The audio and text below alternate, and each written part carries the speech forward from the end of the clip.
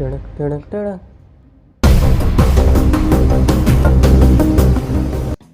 अरे दिवांशु भाई, क्या बात है, इतने परेशान क्यों हो? हाँ हिमांशु भाई, मैं बहुत ही कंफ्यूज हूँ। हाँ, अब तेरे को क्या कंफ्यूजन है? देखो हिमांशु भाई, बात केवल इतनी सी है कि मैं सनातन धर्म को मानने वाला हूँ और हमारे सनातन संस्कृति में ब्राह्मणों को बहुत ही पवित्र और श्रेष्ठ माना गया है। लेकिन जब भी मैं अपने आसपास देखता हूँ तो मुझे किसी भी सो कॉल्ड ब्राह्मण, यानी कि जो लोग केवल अपने सरनेम के आधार पर या फिर अपने कास्ट के नाम पर खुद को ब्राह्मण बताते हैं, मुझे उनमें कोई पवित्रता और श्रेष्ठता नहीं दिखती। फिर भी वो लोग केवल कास्ट, जो कि हमारी सनातन धर्म की संस्कृति है ही नहीं, इसके और सरनेम के आधार पे खुद को ब्राह्मण बता के ऊंचे जाति का बताते हैं और बाकी सबको छोटा बताते हैं। और फिर वहीं ये दूसरे टाइप के लोग ब्राह्मणों को गाली देते हैं। उनका ये कहना है कि ब्राह्मणों ने काफी सालों से दलितों पर अत्याचार किए हैं, उन्हें दबाया है और उनके अधिकारों का हनन किया है। तो ये सब कुछ सुनने और देखने के बाद मैं इस बात को लेकर के कंफ्यूज हो गया हूँ कि वह क्या है जो सनातन संस्कृति में ब्राह्मणों को पवित्र और श्रेष्ठ बनाती है, और हमारे आज के समाज में ब्राह्मणों को लेकर इतनी भ्रांतियां क्यों हैं। हाँ, बात तो तुम्हारी सही है। इस समय हमारे समाज में ब्राह्मणों को लेकर काफी सारी भ्रांतियां और गलत धारणाएं फैली हुई है। हमारे सनातन संस्कृति में ब्राह्मणों को बहुत ही पवित्र और श्रेष्ठ माना गया है, इसके कारण है, पर लोग इसके अर्थ को नहीं समझते हैं और सही मायनों में वो ब्राह्मण को ही नहीं समझते हैं। और ब्राह्मणों को लेकर ये लोग समाज में गलत विचारधारा को फैलाते हैं और अपनी राजनीति रोटियां सेकते हैं। खैर आओ, इस समय ब्राह्मणों को लेकर हमारे समाज में जो भी गलत विचारधाराएं हैं और जो भी गलत मान्यताएं या फिर भ्रांतियां हैं, उसका निवारण मैं करता हूँ और मैं तुम्हें ये समझाने का प्रयास करता हूँ कि असल में ब्राह्मण कहते किसे है। हाँ, बताइए बताइए, मैं सुनने के लिए बहुत ही उत्सुक हूँ। तो फिर आओ शुरू करते हैं। हाँ बिल्कुल। तो आइए हम इस वीडियो में ब्राह्मण शब्द को लेकर भ्रांतियां एवं उसका निवारण करते हैं। ब्राह्मण शब्द को लेकर अनेक भ्रांतियां हैं, इनका समाधान करना अत्यंत आवश्यक है क्योंकि हिंदू समाज की सबसे बड़ी कमजोरी जातिवाद है। ब्राह्मण शब्द के अर्थ को ना समझ पाने के कारण जातिवाद को बढ़ावा मिला है। शंका नंबर 1, ब्राह्मण की परिभाषा क्या है? तो इसका समाधान ये होगा कि पढ़ने पढ़ाने से, चिंतन मनन करने से, ब्रह्मचर्य, अनुशासन, सत्य भाषण आदि व्रतों का पालन करने से, परोपकार आदि सत्कर्म करने से, वेद विज्ञान आदि पढ़ने से, कर्तव्य का पालन करने से, दान करने से और आदर्शों के प्रति समर्पित रहने से ही मनुष्य ब्राह्मण बनता है। शंका नंबर 2, ब्राह्मण जाति है अथवा वर्ण है? तो इसका उत्तर ये होगा कि ब्राह्मण वर्ण है, जाति नहीं है। वर्ण का अर्थ होता है चयन या चुनना और सामान्यतः शब्द वर्ण भी यही अर्थ रखता है। व्यक्ति अपनी रुचि, योग्यता और कर्म के अनुसार इसका स्वयं वर्ण करता है, इस कारण इसका नाम वर्ण है। वैदिक वर्ण व्यवस्था में 4 वर्ण है, ब्राह्मण, क्षत्रिय, वैश्य और शूद्र। ब्राह्मण का कर्म है विधिवत पढ़ना और पढ़ाना, यज्ञ करना और कराना, दान प्राप्त करना और सुपात्रों को दान देना, यानी कि जिनको सच में दान की आवश्यकता है उन्हें दान देना। क्षत्रिय का कर्म है विधिवत पढ़ना, यज्ञ करना, प्रजाओं का पालन पोषण और रक्षा करना, सुपात्रों को दान देना, धन ऐश्वर्य में लिप्त ना होकर जितेंद्रिय रहना। वैश्य का कर्म है पशुओं का पालन पोषण, सुपात्रों को दान देना, यज्ञ करना, विधिवत अध्ययन करना, व्यापार करना, धन कमाना, खेती करना। और वहीं शूद्रों का कर्म है सेवा या श्रम करना। शूद्र शब्द को मनु अथवा वेद ने कहीं भी अपमानजनक, नीचा अथवा निकृष्ट नहीं माना है।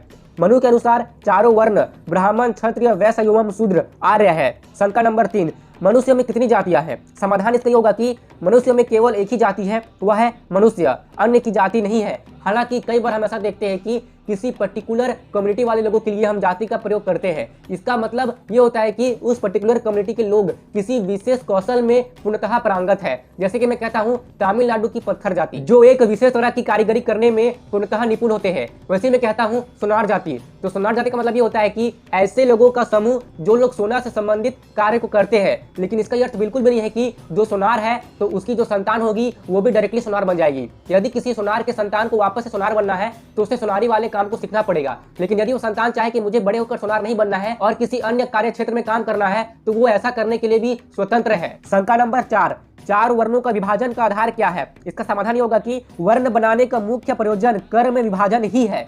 वर्ण विभाजन का आधार व्यक्ति की योग्यता है। आज भी शिक्षा प्राप्ति के उपरांत व्यक्ति डॉक्टर, इंजीनियर, वकील आदि बनता है। जन्म से कोई भी डॉक्टर, इंजीनियर, वकील नहीं होता। इसे ही वर्ण व्यवस्था कहते हैं। शंका नंबर 5 यह है कि कोई भी ब्राह्मण जन्म से होता है अथवा गुण, कर्म और स्वभाव से होता है।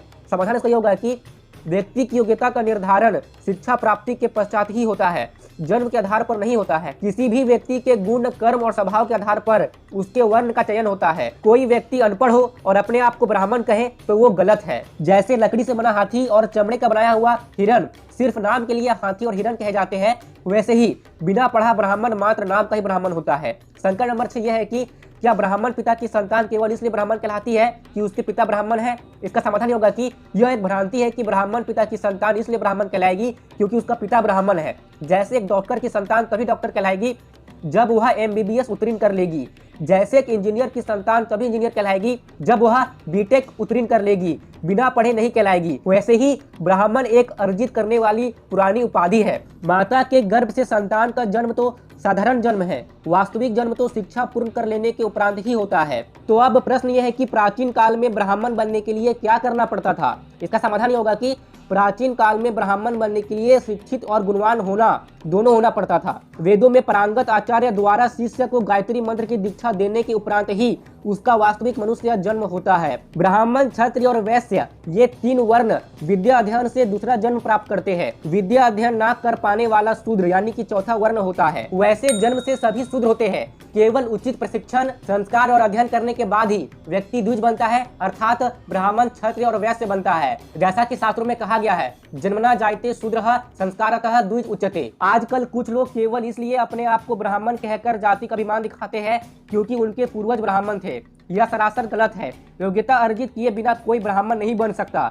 हमारे प्राचीन ब्राह्मण अपने तप से, अपनी विद्या से, अपने ज्ञान से संपूर्ण संसार का मार्गदर्शन करते थे, इसलिए हमारा यह आर्यवर्त देश विश्व गुरु था। शंका नंबर 8, ब्राह्मण को श्रेष्ठ क्यों माने? इसका समाधान होगा कि ब्राह्मण एक गुणवाचक वर्ण है। समाज का सबसे ज्ञानी, बुद्धिमान, शिक्षित, समाज का मार्गदर्शन करने वाला, त्यागी, तपस्वी व्यक्ति ही ब्राह्मण कहलाने का अधिकारी बनता है। इसलिए ब्राह्मण वर्ण श्रेष्ठ है। वैदिक विचारधारा में ब्राह्मण को अगर सबसे अधिक सम्मान दिया गया तो गलती करने पर ब्राह्मण को सबसे अधिक दंड भी दिया गया है। जैसे कि एक ही अपराध के लिए शूद्र को सबसे कम दंड, वैश्य को 2 गुना, क्षत्रिय को 3 गुना और ब्राह्मण को 16 या 128 गुना दंड मिलता था, क्योंकि एक ब्राह्मण चारों वर्णों में सबसे अधिक ज्ञानी और विद्वान होता है। बिना ज्ञानी और विद्वता के कोई भी व्यक्ति ब्राह्मण नहीं हो सकता। शंका नंबर 9, क्या शूद्र ब्राह्मण और ब्राह्मण शूद्र बन सकता है? तो इसका समाधान ये होगा कि ब्राह्मण, शूद्र आदि वर्ण क्योंकि गुण, कर्म और स्वभाव के आधार पर विभाजित है, इसलिए इनमें परिवर्तन संभव है।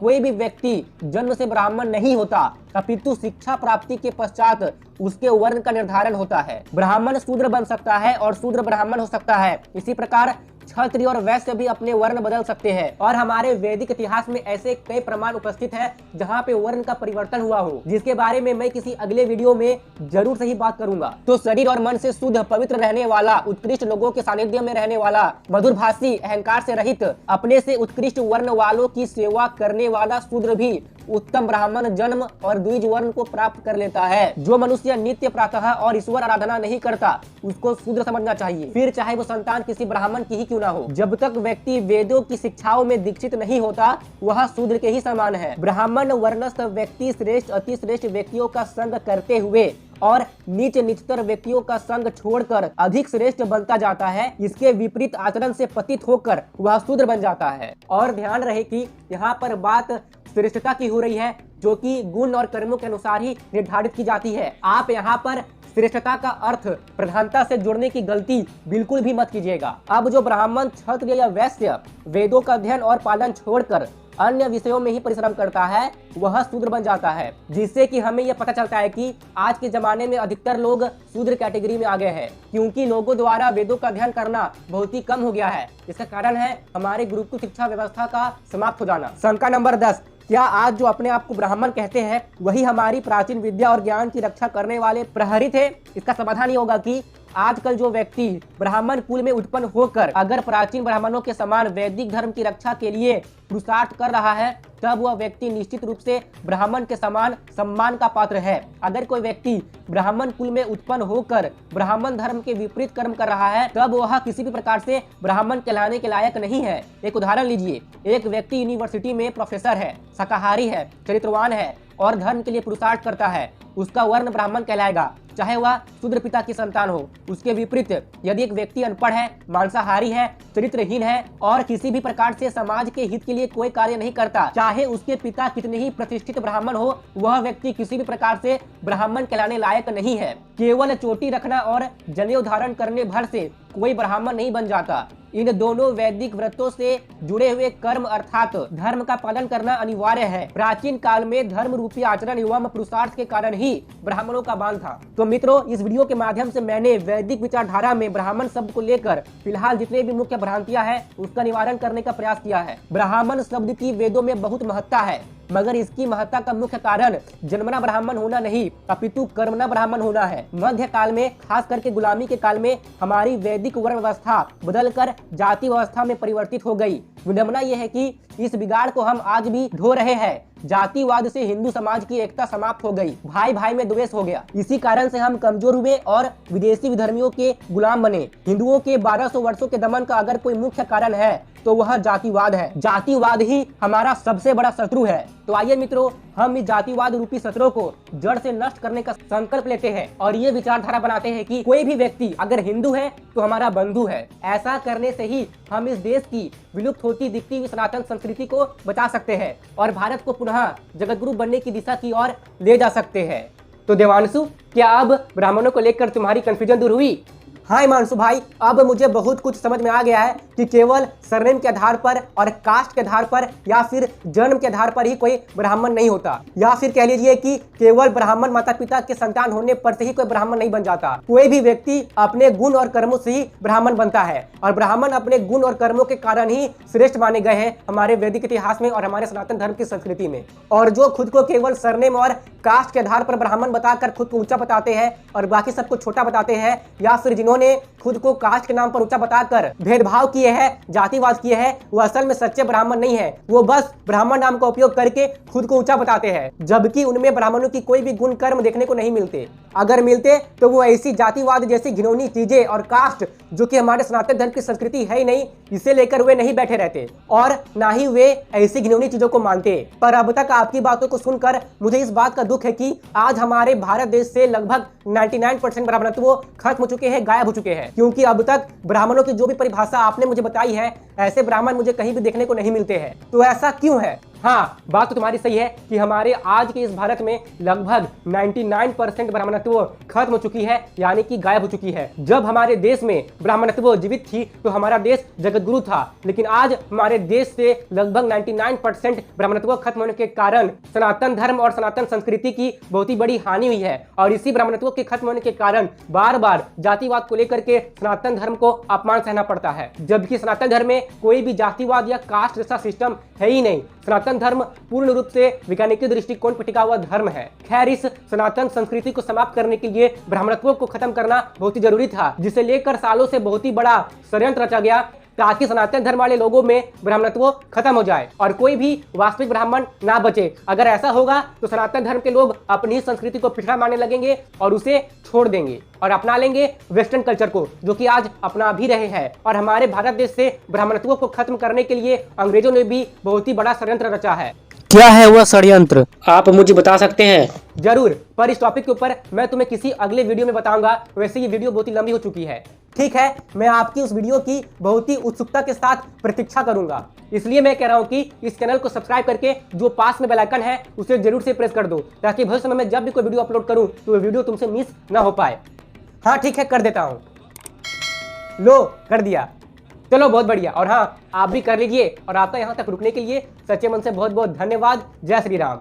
जय श्री राम।